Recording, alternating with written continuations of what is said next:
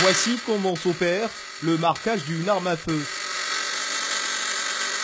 L'arme que voici, comme des centaines d'autres, a été recueillie par la Commission nationale de lutte contre la prolifération et la circulation illicite des armes légères de petit calibre. Un numéro de série permettra désormais de l'identifier. L'opération de marquage des armes se déroule sous le regard du ministre d'État, ministre de l'Intérieur et de la Sécurité, Ahmed Bakayoko. Une opération qui n'aurait pas été sans l'appui incommensurable des partenaires de la Côte d'Ivoire, le Japon, le PNUD, le système des Nations Unies. Un appui à nouveau réaffirmé.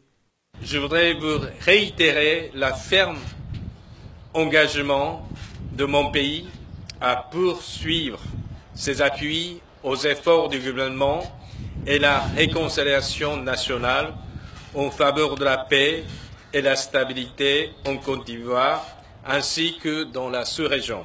Une opération qui contribue à renforcer la sécurité en Côte d'Ivoire, des efforts qui méritent d'être encouragés. En 2011 et 2016, c'est environ 12 064 armements qui ont été collectés et 37 475 armes qui ont été marquées et plus de 17 788 armes qui ont été détruites. C'est un travail important qui contribue à la sécurisation du pays. Je voudrais vous inviter à poursuivre vos efforts, car nous devons tout faire pour que seuls ceux qui en sont habilités, donc formés pour, soient détenteurs d'armes à feu. Les armes obsolètes comme ce fusil à canon scié sont détruites sur le champ.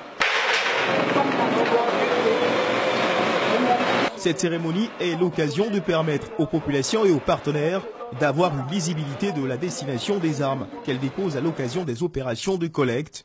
L'engin de guerre pourrait bien finir transformé en outil de production.